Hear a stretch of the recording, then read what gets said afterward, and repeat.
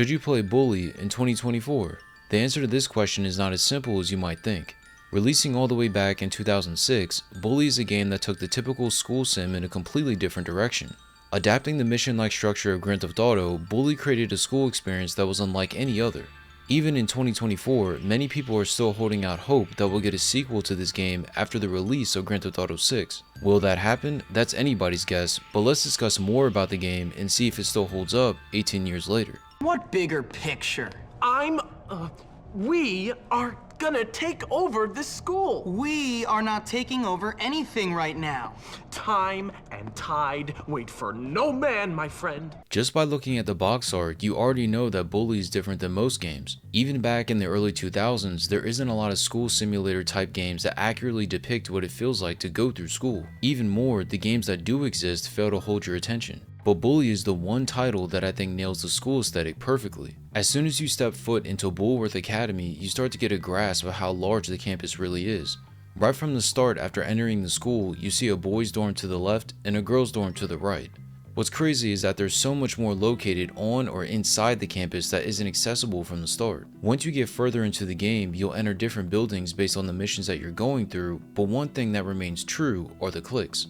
Unless you were homeschooled growing up, then chances are you attended a school where there were groups of people who got labeled as nerds, jocks, etc.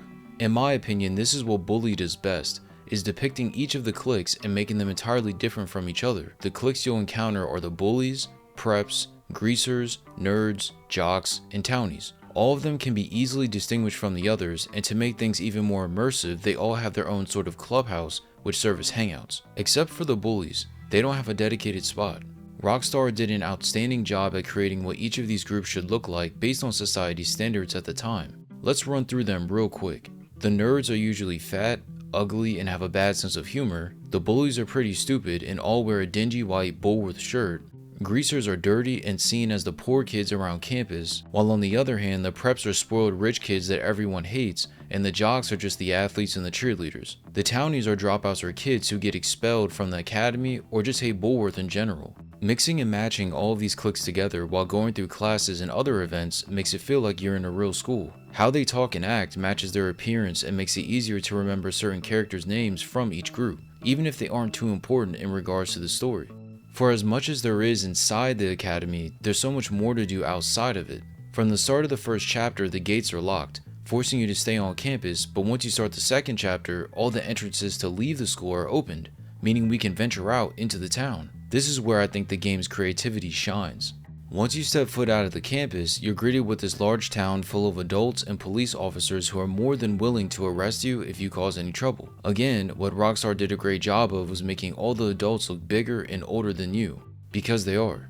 It is a matter if the person is male or female, it feels like every adult is bigger than Jimmy, subtly reiterating the fact that even though you're doing all this crazy stuff, you are still in fact just a teenager. Within the town itself, there's so many distinct places that are memorable and iconic. Whether it be the preps hangout on the beach, the carnival, or the insane asylum, there's so many locations that add even more to the school experience. At first, it doesn't make much sense because it's a school sim, so you should care about what goes on inside the school, which is true, but having activities and places to go after school is just as important as the actual school experience itself. To put it simply, Bully has a unique world that feels larger than it actually is. From inside the school to the outskirts of town, this game has truly captured the school experience, and it's apparent right from the start. By far the most addicting aspect of Bully is the gameplay. As I mentioned earlier, this game takes so much inspiration from Grand Theft Auto in its gameplay in almost every aspect. So if you played any GTA game and enjoyed that, you're probably going to enjoy this. You play as Jimmy Hopkins from a third-person perspective with the ability to run around and pretty much go anywhere. Outside of the buildings being locked, there really isn't anywhere you can't go when inside the school or roaming the streets of town. When playing this for the first time, I was afraid that all we had to use for transportation was our legs. I thought we would have to run all over the place. Thankfully, we have a couple of different methods to use when going from place to place other than running. First off, we have the skateboard, which is the easiest to access since it appears in your weapon wheel that you unlock early in the game. This board never breaks, and you can gain some nice speed when going down hills or ramps, making this a viable option wherever you are. Others might prefer using bicycles, which offer various differences in regards to speed and handling depending on which bike you use. I could be wrong, but I believe if you complete all the bike races or go-kart races, you gain access to the scooter, which appears in your garage. If you have the time, go ahead and unlock this because you would just fly throughout the city, as it's by far the fastest means of transportation in the game. To actually progress, all you have to do is complete missions. This linear style of progression may not be your cup of tea, but for me, that's right up my alley. Each of these missions are broken up by chapters, and the chapters themselves are divided up by the different cliques that I mentioned earlier. So for example, chapter 2 is all about the preps, so the missions that you go through surround that particular group. I thought this was a great way to get familiar with each of these factions since all of them hate you at the start of the game. Taking the time to flesh out the personalities of each of these groups makes certain characters stick in your brain. Like by the time you're done with your first playthrough, there's going to be people from each clique that you'll remember every time you play.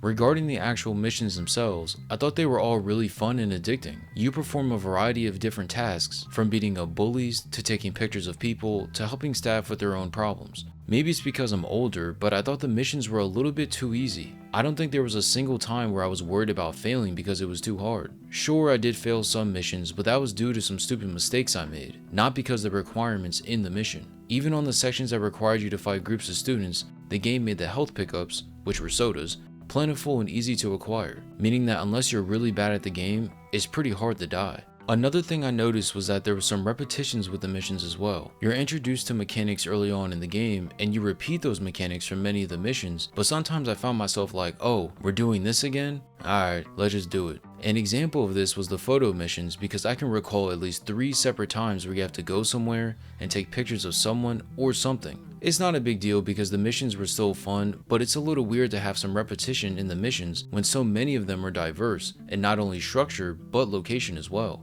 That brings me to the weapons. Earlier I mentioned that Jimmy had the ability to use the skateboard from his weapon wheel that can be accessed by pressing one of the trigger buttons on your controller. Within this wheel you gain a handful of items that can be used to not only bully students and teachers, but knock them out as well. Some of these included stink bombs, eggs, and firecrackers, but the best weapon by far was the spud gun.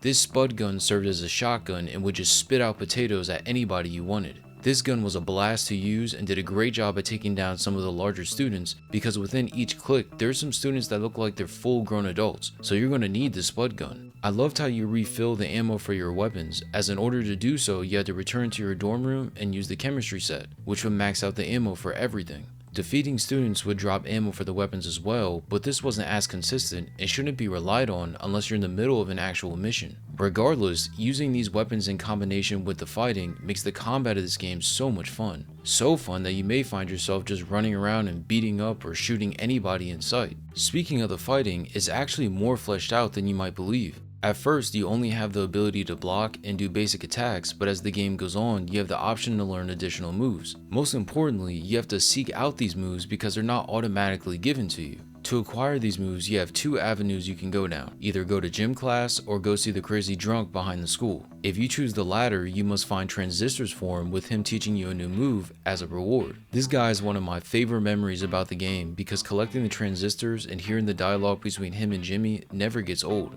Don't forget to bring me a transistor when you come back.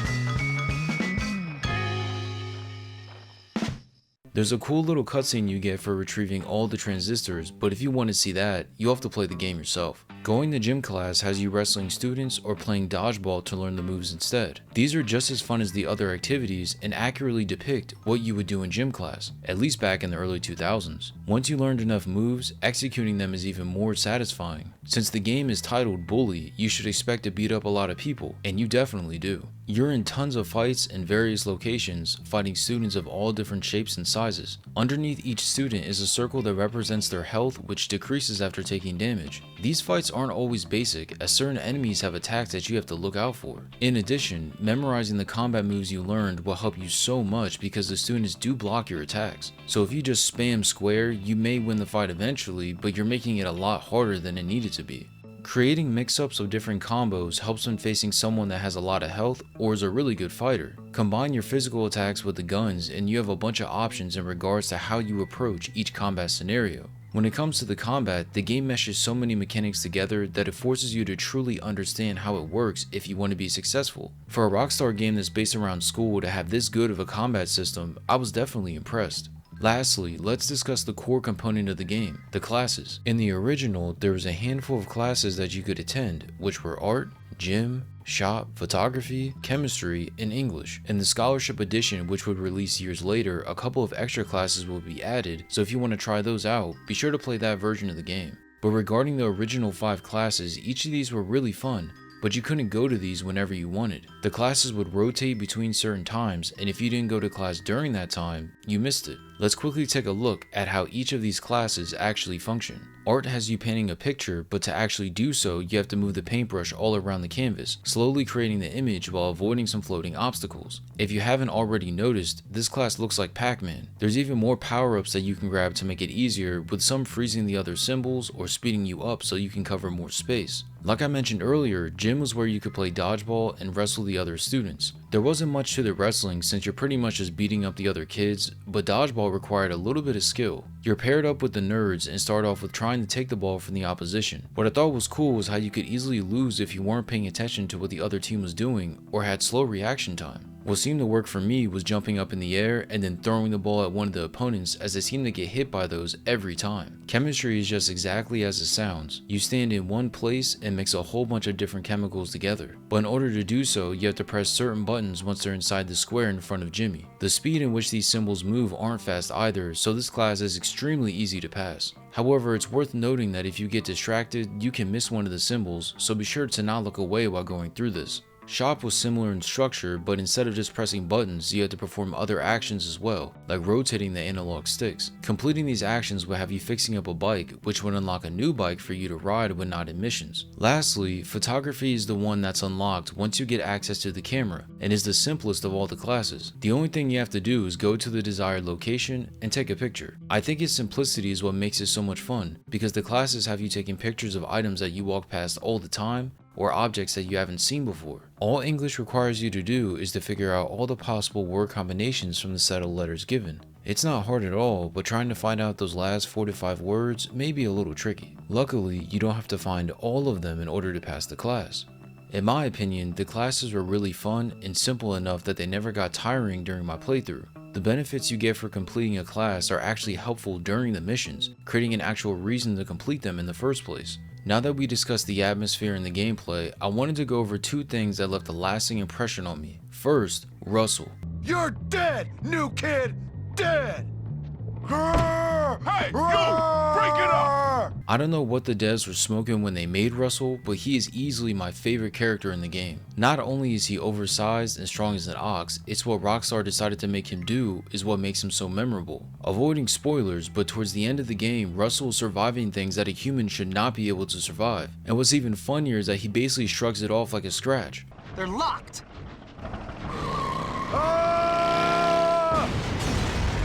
Oh, that's gotta hurt. Boom! They're locked. Don't worry, Russell will get it.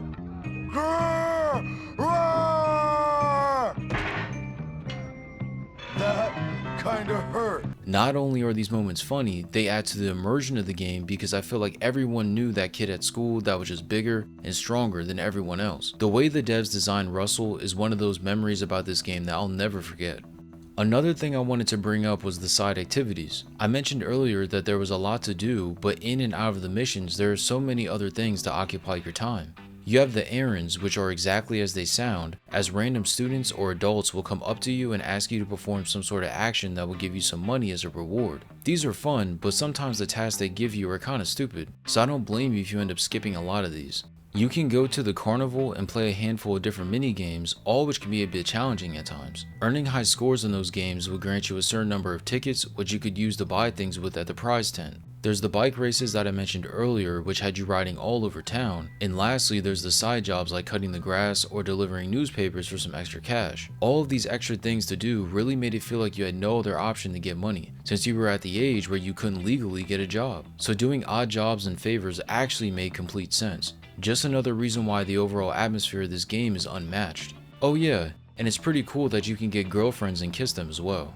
In regards to the story, it's really quite simple. You start out as a new kid with hopes of taking over the school, but there's a rival bully that stands in your way at every turn. At first, it seems like the plot deviates from this direction, but as you get into the later chapters, you'll see that it stays on course. The dialogue between the students give context to what's going on, the problems they're facing, and what needs done to fix it. But what's even more impressive is how they do all of that while maintaining the lingo that teenagers use at that time. Many times in the cutscenes, some of the students would crack jokes or insult each other, which is exactly what teenagers do. Take it a step further, and the adults do the same thing. They gossip and talk about other people which are affecting their own lives, which in turn affects Jimmy. I thought that interweaving the students and adults in the plot helped to make everything feel a lot more connected. I know for the majority of the game, the students are the ones giving us missions, but many times we interact with teachers and other staff who are affected by the students in some way. With the chapters broken up by cliques, the story does a good job at showing how Jimmy responds to each group and how he changes as he takes over each of them. To make things even better, the game changes seasons with each chapter, giving you a better sense of the timeline of when these events are taking place. There's a lot of twists and turns told within the cutscenes, even if some of them are a bit brief. Where I thought this story could be improved is just regarding the length. This game is pretty short and the last section of the game feels a little bit rushed. And by rushed, I don't mean that it's bad, I mean that it wasn't as fleshed out as the other chapters. It's sort of like, hey, here's this new group and we didn't know that they existed, but now we're going to quickly resolve all of this so we can finish the game. I think the last section of the game needed another 5 to 10 missions to make it feel like the length of the previous chapters. When it comes to the story, Bully has a simple yet fun plot that relies heavily on his character interactions. Because of this, you'll gravitate towards some characters over others while slowly understanding the bigger picture. Just like other Rockstar games at the time, the story is good, but not overly complex where you would have a hard time understanding it. Overall, I think Bully is one of, if not the best school sim type game we've ever received. From the amount of content inside and outside the academy, to the combat, great OST, and memorable characters, there isn't much not to like about this game. So to answer the question, should you play Bully in 2024? The answer is, of course. This game is worth every cent and is truly one of its kind. If you like Grand Theft Auto or other Rockstar games, I'm sure you'll enjoy this one too. If I were to give this a score, I would give it a 9.5. Outside of the game length and the mission difficulty, I couldn't find many flaws with this game. I know society has changed since 2006, but if we are somehow able to get a Bully 2, I know that would make many gamers like myself very happy. What did you think about Bully? Did you ever play this, or are you hearing about this for the first time? Let me know in the comment section below, and if you enjoyed the video, feel free to drop a like or subscribe, and I'll see you in the next one. Damn! Well, you know what you gotta do now, don't you? What, beg? No, get to Ernest. He runs that clique with the rod of iron. You get him on your side, and you got the rest of them eating out of the palm of your hand. How? By joining the trigonometry club? No, that would never work. You gotta show him who's boss. You might be onto something. See you later. Hey, wait, Jimmy. Can I come for once?